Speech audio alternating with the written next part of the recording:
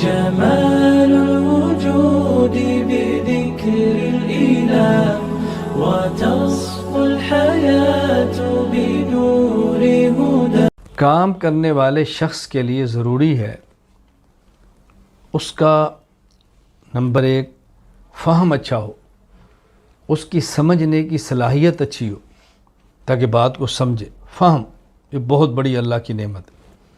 Number 2 اس بندے کی اخذ کی صلاحیت اچھی ہو، لینے کی، وصول کرنے کی.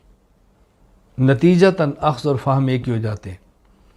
اور اس بندے کے حفظ کی صلاحیت اچھی ہو، حافظہ بہت مضبوط ہو، مضبوط حافظہ ہو، مضبوط حافظہ ہو اس بندے کا. سب سے پہلے فہم اور اخذ کی صلاحیت اچھی ہو. نمبر 2 حافظہ اچھا ہو. نمبر 3 پھر سمجھانے کی صلاحیت اچھی ہو. یہ بہت ضروری ہے. میں اس کو سمجھانے کے لیے طلباء سے اکثر کہتا ہوں، میں آپ کے لیے دعا کرتا ہوں، میرے لیے دعا فرمایا کریں. اللہ تعالی ہم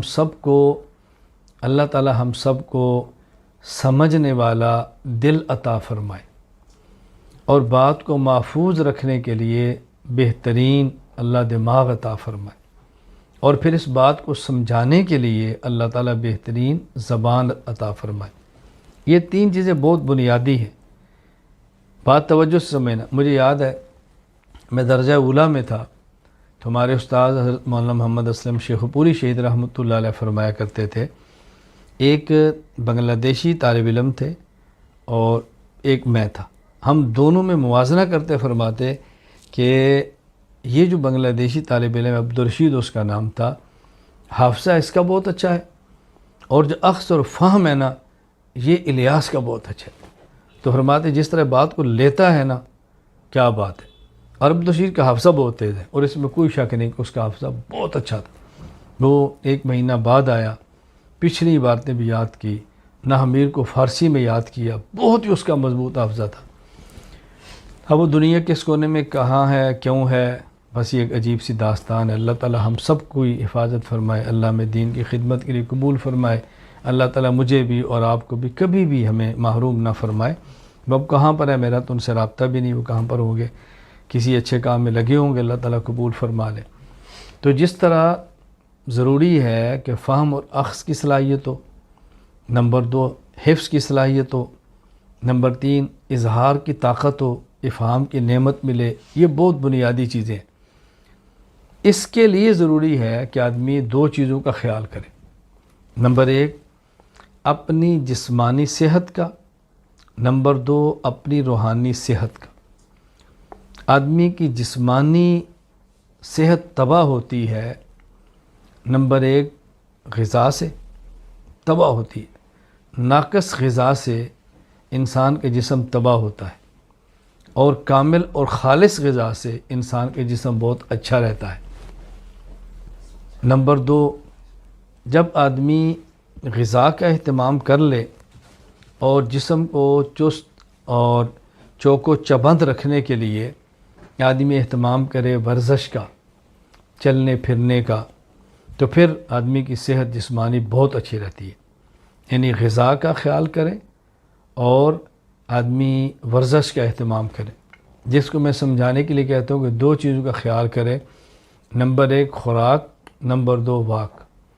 یہ خوراک جمع واک اگر ٹھیک ہوں تو عموماً آدمی کی صحت بہت اچھی رہتی ہے. عموماً روحانی صحت کے اچھا ہونے کے لیے بنیادی طور پہ ضروری ہے نمبر 1 انسان اعمال صالحہ کا اہتمام کرے، گناہوں سے بچے. نمبر 2 فرائض کے علاوہ اذکار اور نوافل کا اہتمام کرے. اس سے آدمی کی روحانی صحت ہوتی ہے. اور وہاں انسان ناقص خوراک اختیار کرے اور ورزش چھوڑ دے، جسمانی صحت تباہ ہوتی ہے. اور یہاں آدمی نیک اعمال چھوڑ کے گناہ کرے اور ذکر اللہ چھوڑ کے لغویات کے اندر لگ جائے تو روحانی صحت تباہ ہوتی ہے. ہر آدمی کے لیے اور ہر مسلمان کے لیے ضروری ہے کہ اس کی جسمانی صحت بھی اچھی ہو، روحانی صحت بھی اچھی ہو. لیکن علماء اور طلباء کے لیے بطور خاص ضروری ہے کہ وہ اپنے جسم کا بھی خیال فرمائیں، اپنی روح کا بھی خیال فرمائیں. ہم مرکز اہل سنت والجماعت میں اور خانقاہ حنفیہ میں ہم بھرپور اس کا اہتمام کرتے ہیں۔ طلباء صبح اٹھیں تو تہجد پڑھیں، اساتذہ صبح اٹھیں تہجد پڑھیں، پہلا سبق فجر کی نماز سے پہلے پڑھیں، درجہ حفظ کے طلباء، درجہ کتب کے طلباء، درجہ تخصص کے طلباء، اور پھر فجر کی نماز کے بعد سورہ یاسین پڑھیں، پھر اس کے بعد ذکر کریں، اشراق تک مسجد میں بیٹھ کے قرآن کریم کی تلاوت کریں، اشراق پڑھ کے مسجد سے باہر نکلیں، اس کا اہتمام کریں۔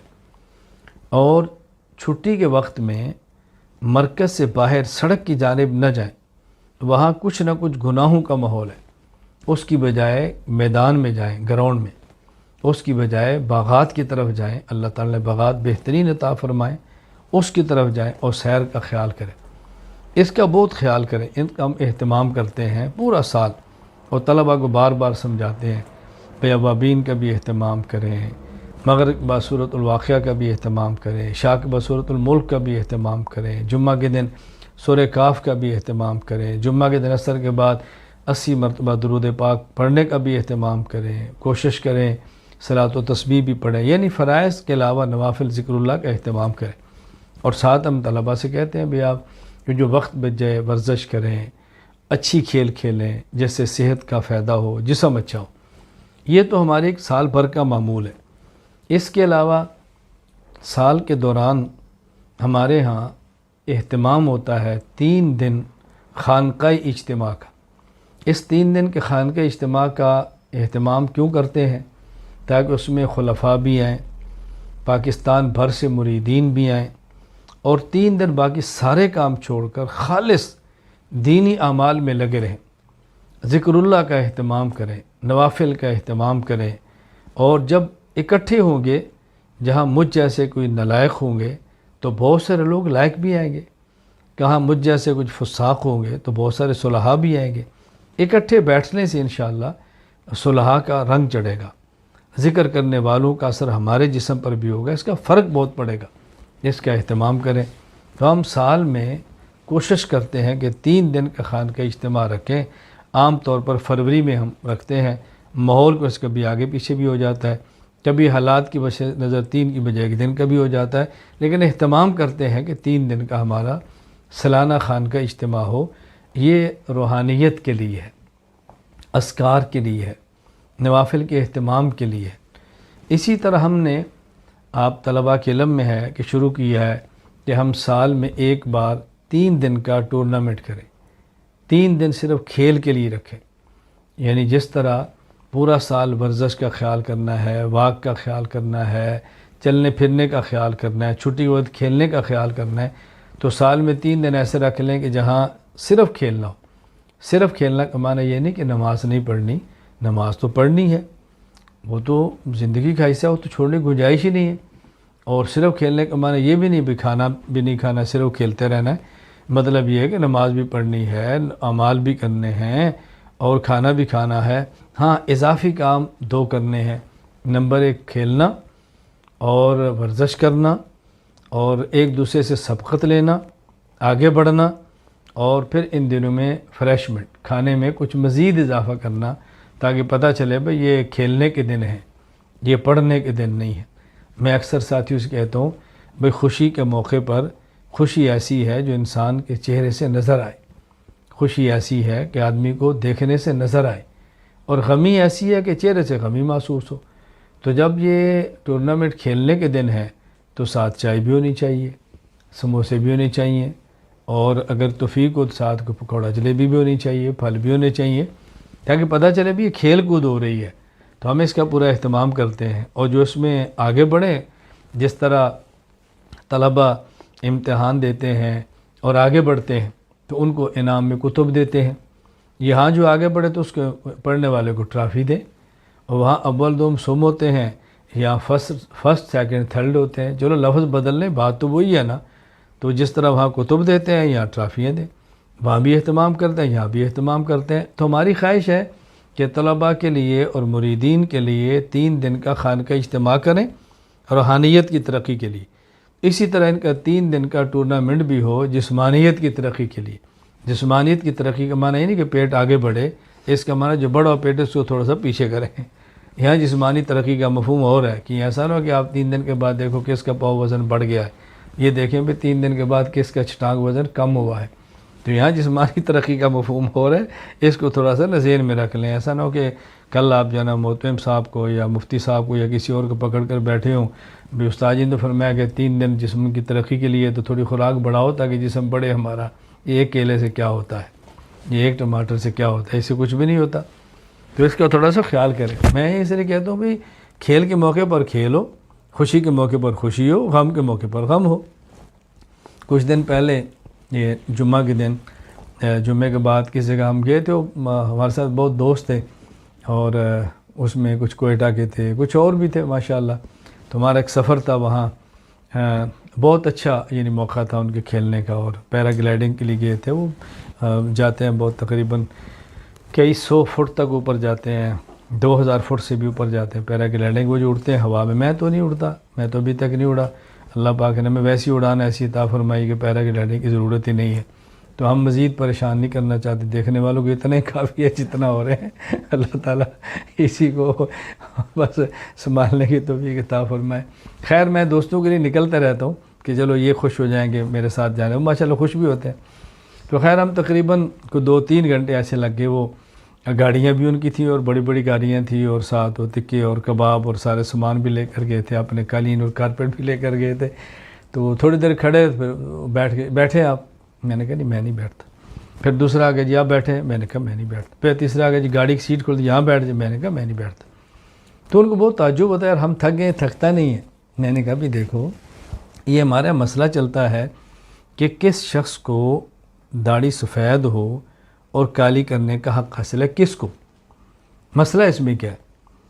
یہ بات اب یہ جو عنوان نہیں کہ میں سمجھاؤں، لیکن میں سمجھایا کرتا ہوں بھی کس کو حق حاصل ہے۔ یہ تو فقہاء نے لکھا ہے کہ میدان جنگ میں ہو، مجاہد ہو، اور جنگ ایسی کہ دو بدو ہو، یہ نہیں کہ چھپ کے بٹن دبانا ہو تو اس کے لیے داڑھی سفید ہو یا کالی کیا فرق پڑتا ہے، اسے دو بدو میدان جنگ میں ہو اس کے اپنی داڑھی کو سیاہ کرنا تاکہ پتہ چلے کہ جوان ہے۔ اسی طرح ایک شخص ہے، اس کی عمر تھوڑی ہے اور بال سفید ہو گئے بیماری کی وجہ سے، عیب ہے، اب وہ اپنی داڑھی کو کالا کر لے تاکہ عیب نہ نظر آئے جوانی میں بوڑھا ہو۔ یا اسی طرح کوئی شخص ہے، اس کی شادی ہے اور اس کے بال سفید ہیں، عمر زیادہ ہے، اور اس کی جو نکاح میں آئی ہے وہ ذرا عمر میں چھوٹی ہے، چلو بال سیٹ کرے تاکہ بھی جوان نظر آئے۔ ان 3 کے لیے گنجائش دی ہے داڑھی کالا کرنے کی۔ تو میں نے ان سے کہا یار میں نے داڑھی کالا کی ہے تو اس کے پتہ چلے جوان ہے، صرف داڑھی کالی کرنے سے تو بندہ جوان نہیں ہوتا نا۔ تمہاری داڑھی کالی کی نہیں ہے ہی کالی، وہ تم آدھے گھنٹے زیادہ کھڑے نہیں ہو سکتے، اور مجھے 3 گھنٹے ہو گئے میں کھڑا ہوں اور الحمدللہ میں تھکا بھی نہیں ہوں۔ میں وہاں کیبن سے نکلا ہوں، گراؤنڈ تک پیدل آیا ہوں، میں نے یہاں گراؤنڈ سے واپس کیبن میں پیدل جانا ہے۔ تم آئے بھی گاڑی پر ہو، جانا بھی تم نے گاڑی پر ہے، اور تمہیں شک میرے پر ہوتا ہے کہ استاد جی کالی داڑھی کی کیا ضرورت تھی؟ بھائی میں نے کہا دیکھو ہر چیز کی بنیاد سمجھا کرو، بنیاد سمجھا کرو۔ اگر فقہاء نے ایسے شخص کو داڑھی سفید کرنے کی اجازت دی ہے کہ جس کی بیوی اس سے عمر میں چھوٹی ہو اور اس کے بال سفید ہوں، تو اس کا معنی یہ نہیں کہ صرف اس کی داڑھی کالی ہو، وہ پتہ بھی چلے جوان ہے۔ یہ بات آپ کو سمجھا رہا ہوں جو اصل میں سمجھا رہا ہوں۔ میں نے کہا بھی صرف ان ساتھیوں کو میں نے کہا کہ ہماری داڑھی اگر ایسی ہے نا، ہمارے مفتی صاحب تھے، مفتی سید پالنپوری صاحب رحمۃ اللہ علیہ دنیا سے تشریف لے گئے، صدر مدرس دارالعلوم دیوبند، بہت پیاری بات فرماتے تھے۔ وہ فرماتے تھے کہ سفید داڑھی والے کے لیے کالی داڑھی کرنا اس وقت جائز ہے جب اس کے چہرہ، مہرہ، شکل و شباہت ایسی ہو کہ اس سے کالا رنگ جچ جائے۔ یہ نہیں کہ اس کو دیکھنے سے پتہ چلے کہ بوڑھی گاڑی کی پینٹنگ کی ہے، منہ دیکھو تو اندر گھسا ہوا ہے اور داڑھی دیکھو تو کالی کی ہوئی ہے۔ کہتے ہیں اس کو لیے جائز نہیں ہے، جس کو دیکھنے سے پتہ چلے کوئی پرانی دیوار ہے جس کو پینٹنگ کی ہوئی ہے، اس کے لیے جائز نہیں ہے۔ تو حضرت نے اپنا ایک واقعہ سنایا کہ مجھے ایک کنداری کوئی مولوی تھے افغانستان سے، اپنا نہیں کسی، ہاں انہوں نے کہا ہمارے پاس ایک پاکستان کے عالم پڑھتے تھے، پھر پڑھاتے بھی تھے، تو ان کا افغانی دوست ملنے کے لیے آیا، تو حضرت فرمانے لگے کہ انہوں نے حضرت کو تعارف کرائی ہمارا دوست ہے، تو حضرت فرمایا کہ وہ عمر اسی کتنی تھی، 50 سال تھے بھی اوپر، اور داڑھی کالی، فرمایا اس کو دیکھ کر مزہ آتا تھا، اس کا چہرہ ایسے سرخ ٹماٹر ہوتا ہے فرماتے دیکھنے کو مزہ بھی آتا تھا نا۔ اب یہ لوگ کیا ہوتا ہے، منہ اندر گھسا ہوتا ہے، چہرہ لٹکا ہوتا ہے، جھریاں پڑی ہوتی ہیں، اوپر سے کالا رنگ چڑھا کے آ جاتے ہیں، اور بھائی یہ حرام ہے، اس کی فقہ نے اجازت نہیں دی۔ تو خیر میرا مقصد صرف اس سے تھا کہ وہ جسمانی صحت کا مطلب کیا ہے۔ اب آپ کو سمجھ آئی نا، میں نے پوری تقریر اس لیے کی ہے بندہ سمجھ ہی نہ پائے بھی جسمانی صحت کا معنی کیا ہوتا ہے، روحانی صحت کا مطلب کیا ہوتا ہے۔ تو یہ نہیں بھائی روحانی صحت کے لیے نا عام طور پہ روزانہ 4 تسبیحات ہوتی ہیں اور مہینے میں ایک بار 12 ہوتی ہیں، تو اسے روحانی صحت ہوتی ہے۔ تو بھائی روزانہ ہر دعوت میں مہینے میں 1 کیلا ہوتا ہے، 1-2 ہوتے ہیں، تو جب آپ سالانہ تو اس میں 12 کیلے 1 کو دو، اس 12 کیلے ایک دینے سے بندے کا پیٹ موٹا تو ہوتا ہے لیکن پیٹ ٹھیک نہیں ہوتا۔ ایک دن میں اگر 12 کیلے دے دیں گے، 4 سموسے دے دیں گے، 5 پکوڑے دے دیں گے، تو پھر مسجد میں تہجد کی بجائے لائن ادھر لگی ہوگی جہاں پہلے ایک بڑی لمبی لائن ہوتی ہے، تو اس کو بھی دیکھنا پڑتا ہے۔ خیر میرا مقصد سمجھے، اللہ تعالیٰ میں بات سمجھنے کی توفیق عطا فرمائے۔ میں یہ چاہ رہا تھا کہ اللہ گواہ ہے میں آپ کو اپنی کیفیات بتا نہیں سکتا کہ مجھے آپ سے کتنا پیار ہے، میں بتا نہیں سکتا، اس لیے میں آپ سے مزاح بھی کرتا ہوں، محبت بھی کرتا ہوں، نگرانی بھی کرتا ہوں، شورا سے بھی پوچھتا رہتا ہوں، اساتذہ سے پوچھتا رہتا ہوں، وقتاً فوقتاً رابطے میں رہتا ہوں، چھوٹی چھوٹی باتیں میں اتنی معمولی باتیں پوچھتا ہوں کہ آپ اس کا اندازہ بھی نہیں کر سکتے کہ مجھے کتنی آپ کی فکر ہوتی ہے۔ اور پھر میں یہ بات حلفاً کہتا ہوں، آپ میرے لیے دعا کرتے ہیں، مجھے نہیں پتا، میں اعتماد کرتے ہوں گے، میں آپ کے لیے بہت دعائیں کرتا ہوں، اللہ گواہ ہے، تہجد میں اٹھ میں کرتا ہوں، سجدے میں دعائیں کرتا ہوں، بہت مانگتا ہوں کہ یا اللہ جو مرکز کے طلبہ ہیں ان کو قبول فرما لے، یا اللہ ان کو فہم دے دے، عقل دے دے، اللہ فہم کی طاقت دے دے، اظہار کی طاقت دے دے، ان کو دیر اور دور کے لیے قبول فرما لے، یا اللہ بس ان کو قبول فرما لے، یہ پوری دنیا میں تیرے دین کو لے کر پھیل جائے۔ یہ آپ بھی کچھ ارادے کریں انشاءاللہ، اللہ نے چاہا تو ہم نے پوری دنیا میں دین کو لے کر جانا ہے انشاءاللہ العزیز، انشاءاللہ اللہ تعالیٰ ضرور لے کر جائے گا، اللہ لے کر جائے گا، بس بندے کی نیت ہو۔ رسول اکرم صلی اللہ علیہ وسلم کا ارشاد ہے، اگر کسی شخص پہ قرض ہو اور قرض ادا کرنے کا پختہ ارادہ ہو، اللہ قرض ادا کرنے کا اسباب پیدا فرما دیتے، اور جس کا قرض ہو مقروض اور قرض ادا کرنے کا ارادہ صحیح نہ ہو، اس کے قرض کی ادائیگی کے اسباب پیدا نہیں ہوتے۔ یہ یاد رکھنا، جب آپ کی نیت ہوگی پورے عالم میں کام کرنے کی اور اسی کے لیے آپ دوڑیں گے، اللہ تعالیٰ پورے عالم میں آپ کو پہنچائیں گے، اگر آپ کو نہ پہنچایا تو آپ کی آواز پہنچا دیں گے انشاءاللہ۔ آپ دیکھو تو صحیح، میں اس لیے ساتھیوں سے عرض کیا کرتا ہوں، میں نے کئی بار علماء سے کہا، باہر میں آپ کو بھی کہتا ہوں، میں نے کئی بار کہا کہ دیکھو ہماری 3 شرطیں ہیں، کوئی شخص نمبر 1 اردو زبان جانتا ہو، نمبر 2 اس کو مسلک سے دلچسپی ہو، نمبر 3 اس کے موبائل میں کیمرہ ہو۔ ایک بندہ ایسا لاؤ کہ اس کے اندر میں نہ ہوں، مجھے ابھی تک بندہ ایسا کیمرہ موبائل نہیں دکھا سکا۔ نمبر 1 اردو جانتا ہو، مسلک سے دلچسپی ہو، اور اس کے موبائل میں کیمرہ ہو، اور اس کیمرے میں میں نہ ہوں، ایک کیمرہ لا کر دکھاؤ۔ ابھی تک ایک موبائل ایسا نہیں مل رہا، ابھی تک مجھے ایک موبائل نہیں ملا، کوئی آپ کو ملے تو آپ بتائیں۔ دیکھو ہم کہاں ایک چھوٹے سے دیہات میں بیٹھے 1 گھنٹے بیان کے لیے بیٹھیں تو ہمارا نیٹ بھی جواب دے جاتا ہے، اتنے ہم جنوں پیچھے ہیں، لیکن آواز آج دیکھو دنیا کے کونے کونے میں اللہ پاک نے پہنچا دی ہے۔ تو آپ نیت کرتے ہو نا بھی انشاءاللہ، کس بات کی؟ یہ تو پتہ ہے نا نیت ہے کس بات کی ہے؟ یہ 3 دن ٹورنامنٹ کھیلنے کی، اور ہر کھیل کے بعد 12 کیلے مانگنے کی، کھانے کی نہیں مانگنے کی، وہ تو ملیں گے تو کھائیں گے نا، بس مانگنے کی۔ یہ تھوڑی سی نیت کرو، ہم نے انشاءاللہ پورے عالم میں دین کے لیے سفر کرنا ہے انشاءاللہ العزیز، انشاءاللہ۔ ہاں آپ دیکھنا اللہ تعالیٰ کیسے اسباب عطا فرماتے ہیں، اللہ آپ کو پہنچائیں گے، اور آپ کو نہ پہنچایا تو آپ کی آواز پہنچائیں گے۔ ہمارا پہنچنا ضروری نہیں ہے، ہماری آواز کا پہنچنا ضروری ہے۔ تو میں نے بس ابھی یہ اعلان کرنا تھا کہ جس طرح ہمارے ہاں خانقاہی اجتماع ہوتا ہے، اسی طرح انشاءاللہ العزیز 3 دن کا یہ، اس کا نام کیا رکھیں گے؟ ٹورنامنٹ، کوئی نام تو اس کا بھی ہوگا نا، تو چلو مشورہ کر لو پھر اس کا کیا نام رکھنا ہے۔ تو جس طرح روحانی صحت کے لیے ہوتا ہے 3 دن کا، انشاءاللہ جسمانی صحت کے لیے بھی 3 دن کا ٹورنامنٹ ہوگا، تو آپ انشاءاللہ اس کے لیے تیار ہیں نا بھائی؟ کھیلیں گے نا انشاءاللہ؟ جس بھائی کے ذمہ جو کھیل لگی وہ کھیلے گا نا انشاءاللہ؟ بولتے نہیں ہو؟ جس بھائی کے ذمے لگ گیا کہ وہ پکوڑے کھا لو، سموسے کھا لو، کیلے کھا لو، کھائیں گے نا انشاءاللہ؟ اگر آپ کو سادہ نے تکلیف دی بھی ابھی چائے پی لو تو پی لیں گے نا انشاءاللہ؟ بولتے نہیں ہیں. نہیں، میں ایسی کوئی بات نہیں کروں گا جو آپ کے مزاج کے خلاف ہو، اس کی بالکل فکر نہ کریں. شاید سمجھے انشاءاللہ کہتے کہتے کوئی اور انشاءاللہ نکلوا دے. یہ ہمارا خوشی کا بیان ہے. خوشی کے بیان میں ہم بھنگ نہیں ڈالتے. یہ ذہن میں رکھ لیں. ہم کبھی بھی رنگین محفلوں کو نا خراب نہیں کیا کرتے. میں بہت اچھی طرح جانتا ہوں جو دکھ میں نے کاٹے ہیں طالب علمی میں وہ دکھ نہیں دیا کرتا. دکھی کو جانتا ہے، مصیبتی کو سمجھتا ہے. یہ جتنے مصیبتیں آپ کاٹ رہے ہیں میں نے مصیبتوں سے گزر کر آیا ہوں. میں نے آپ کو بتایا نا کہ میں کسی مدرسے میں جاؤں اور عصر کے بعد مجھے بیان کے لیے کہا جائے تو میں عصر کے بعد بیان نہیں کرتا. کبھی اساتذہ فرماتے ہیں کیوں؟ میں نے کہا میں دکھی ہوں. دکھی کے غم جانتا ہے.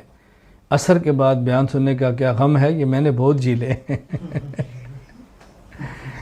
عصر کے بعد کے بیان کا کیا غم ہے میں نے جھیلے ہیں. تو میں نہیں چاہتا میں اب طلباء کو یہ غم دوں. یہ میرے بس میں نہیں. آپ چھٹی کراؤ پھر طلباء کا بیان کراؤ، انشاءاللہ سارے خوش ہوں گے. بعض بیان کی وجہ سے خوش ہوں گے، بعض چھٹی کی وجہ سے خوش ہوں گے. تو عصر کے بعد بیان کراؤ گے تو ان کو سننے کا مزہ نہیں آئے گا، تمہیں بیان کرنے کا کیسے مزہ آئے گا؟ ہاں، چھٹی کرا کے بیان کراؤ گے پھر جب دوبارہ مدرسے میں آئیں گے طلباء کہیں گے آ گیا بھائی آ گیا. اس کا معنی ہے کہ چھٹی ہے.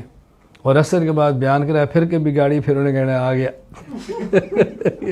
یہ پھر آ گیا، یہ پھر آ گیا. بات تو آ گیا ہی ہے لیکن دونوں میں فرق ہے. میں وہ سمجھتا ہوں دونوں میں فرق کیا ہے. تو اس لیے میں آپ سے کہہ رہا ہوں انشاءاللہ آپ فکر نہ کرو. میں وہ نہیں کراؤں گا. ایک عورت تھی تو اس کا شوہر کسائی تھا. کسائی سمجھتے نا جو گوشت کا کام کرتا ہے، کسائی تھا. تو عورت کا شوہر فوت ہو گیا تو بیچاری رونے لگ گئی. رو کر کہنے لگی یہ اب کیا بنے گا، اب کیا بنے گا.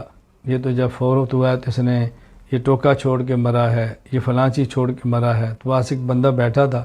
اس نے کہا میری بہن نہ رو، میں اس کو سنبھال لوں گا. اس نے کہا دیکھو اس کا مکان بھی ہے، اس کی دکان بھی ہے، اس کی دکان کا کیا بنے گا. اس نے کہا میں دکان سنبھال لوں گا، میری بہن تو پریشان نہ ہو. پھر اس نے کہا کہ دیکھو چلا گیا، میں جوان اور تو میرا کیا بنے گا. اس نے کہا میں تجھے بھی سنبھال لوں گا، تو پریشان نہ ہو. پھر رو کر کا اس نے فلاں بندے کا 50,000 قرض دینا ہے، میں سوچتی ہوں کیا بنے گا. تو اس نے لوگوں سے کہا ابھی کو تم بھی انشاءاللہ کہو. ساری باتیں میں نہیں کہنی ہے.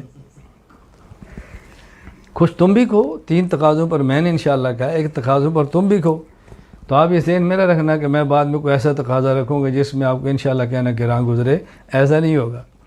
تو میں اس لیے آپ سے کہہ رہا ہوں بھی جو کھیل آپ کے ذمہ لگ جائے آپ کھیلیں گے نا. بولو.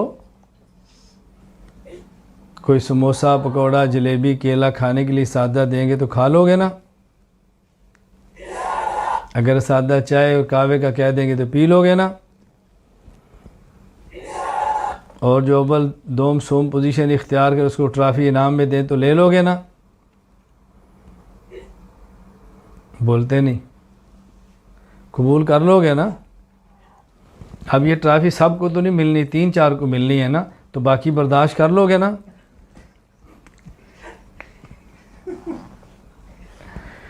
میں سمجھتا ہوں بیٹا محنت کر کے ٹرافی لینا اتنا مشکل نہیں ہے جتنا ٹرافی لیتے ہوئے کو برداشت کرنا مشکل ہے. میں جانتا ہوں میرے ساتھ تو ہو رہا ہے نا، مجھے پتہ ہے نا. ساتھی کہتے ہیں نا آپ بہت کام کرتے ہیں. میں نے کہا مجھے چھوڑو، جو مجھے برداشت کرتے ہیں نا اصل کام وہ کرتے ہیں. اصل وہ کرتے ہیں. جب ہماری نئی ویڈیو آتی ہے نا، آپ کو نہیں پتہ، یہ جب آپ کا انشاءاللہ ٹورنامنٹ ہوگا پھر آپ کی ویڈیو بنے گی، پھر جب نٹ پر آئے گی نا تو اس کے کمنٹس کیا ہوتے ہیں تمہیں کیا پتہ. تمہیں کیا پتہ. جب یہ دعوت ہوتی ہے پھر یہ دعوت ویڈیو پہ جاتی ہے. اور میں کہتا ہوں سادہ کہ اس دعوت کو ویڈیو بنا کر لگا دو احناف میڈیا پہ، پتہ چلے بھی مرکز کے طلباء خوش ہیں اور پائے کھا رہے ہیں، سری گوشت کھا رہے ہیں، مزے لے رہے ہیں. تو پھر کیا کہتے ہیں یار ہمیں بھی داخلہ لینا چاہیے، یار بڑا پیسہ ہے ان کے پاس. میں نے کہا مزہ آیا نا. مزہ آیا نا، مزہ آیا نا پتر. میں اس لیے کہتا ہوں بھی میں مانگوں یا کچھ کروں، انشاءاللہ طلباء ہماری اولاد ہے، ہم ان کو پریشان نہیں ہونے دیں گے انشاءاللہ. جس طرح میرے اپنے بچے کوئی چیز مانگے تو میں انکار نہیں کرتا، طلباء بھی بچے ہیں کوئی چیز مانگے تو میں نے کبھی انکار نہیں کی، کبھی. اللہ تعالیٰ مجھ سے اور آپ سے راضی ہو جائے، اللہ میں دین کی خدمت کے لیے دیر اور دور کے لیے قبول فرما لے۔ وآخر دعوانا الحمدللہ رب العالمین۔ السلام علیکم ورحمۃ اللہ وبرکاتہ۔ جمال الوجود بذكر الإله وتصفو الحياة